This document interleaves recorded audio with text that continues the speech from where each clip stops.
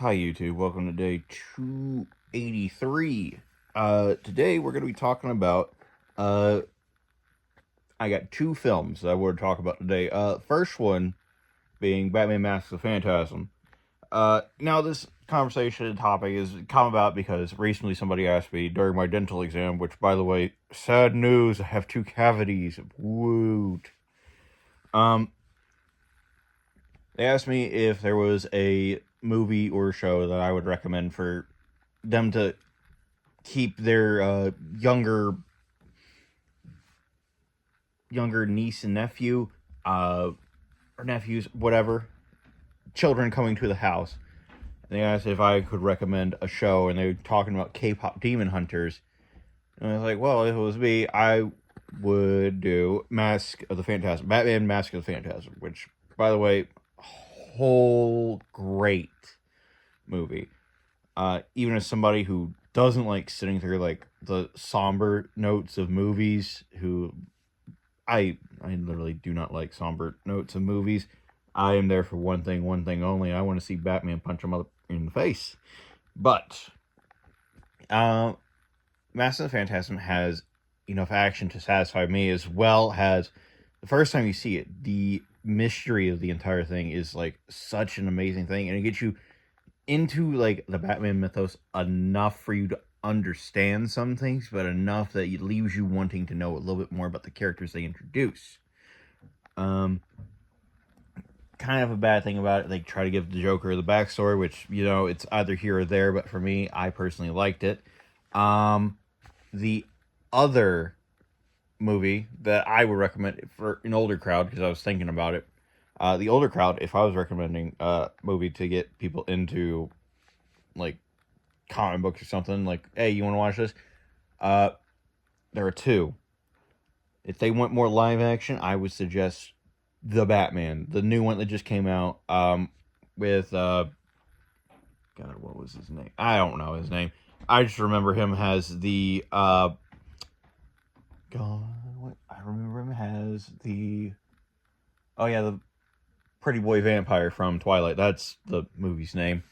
I knew you played the vampire. I didn't remember the movie's name. Who did an amazing job, and I'm kind of actually hoping they do more with that. And I hope that the rumor of Batman 2 being a thing is like an actual thing, and I'll be able to see that soon. Because I'm really looking forward to the next iteration of that movie franchise. The other one, if they like more animation quality and you think they could handle like a bit more of a more interesting topic, it gets you a little bit more into Batman, makes you wonder more about the characters, like the first two videos or first two movies do. Would have to be Batman Under Red Hood. I can't find where to get a hold of Batman Under Red Hood right now. Closest one I could think of would be Amazon Video, because basically you can buy a movie on Amazon Video, as well as YouTube. YouTube, they have things where you can just buy a movie for however long and rent it. Those are real great movies. Because again, those movies get you into like the gist of like, hey, this person is this, and like leads you more questions like, who is spoilers, I guess, for Batman Mask of the Phantasm. Who is this crime family that they keep speaking about? Because there is more reference to the crime families in the actual comics, which, you know, gets them into the comics and everything. As well, which one do I want to spoil? Well, let's go with the one people have more or less seen, the Batman. It gives you more questions like, who is this Falcone guy? Why is he like so centric around the actual movie?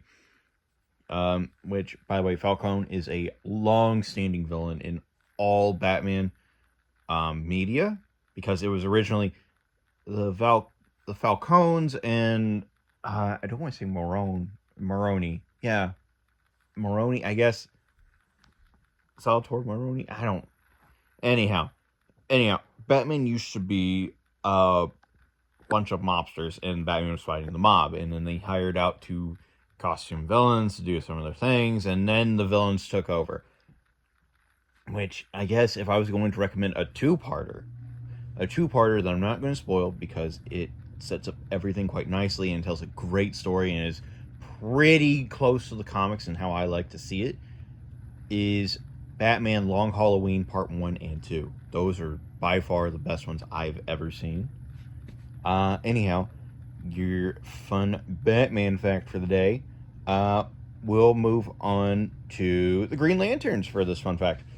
So the Green Lanterns and the Lantern Corps as a whole run on a source of the emotional spectrum. The emotional spectrum turned into a bit of a more meh. You got green, will, and yellow, fear. Those are the two oldest ones. And then you have blue, hope, red, hate, or hate or anger. Sapphire, which is love, and indigo, which is compassion. Fun fact, indigo is actually a punishment. But we'll get into that one for another fun fact for the next one. Orange is avarice, and another fun fact, orange ring is only one. There's only one orange ring. Then we get into the more newer ones, which is white is not on the emotional spectrum. It rather is the full thing of the emotion. It gets real weird.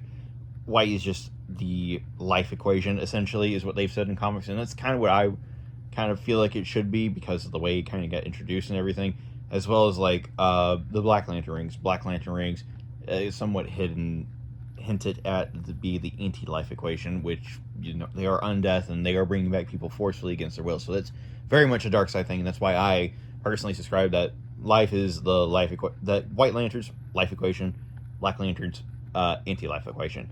Anyhow, the Lantern Corps themselves run on those emotions, but those emotions have beings that best represent them. So for the Green Lanterns, I believe, oh god, I can't remember that one. That one's a bit of an off topic. It's a whale. If you want to know what the most powerful will creature in all of DC, it's a whale. It's a whale. You want to know what the oldest, you want to know what the big thing for fear is? And why I love it a little bit more? It's a bat. It's a bat. It's a dragon bat, whatever. It is Parallax. That's the Orange Lantern ring's name. Anyhow, all those go together. That's essentially how you make a Lantern Corps. You have to find the embodiment of that thing you want to have imbibed into your Lantern Corps. Well, it's supposed to explain how to make a Lantern Corps.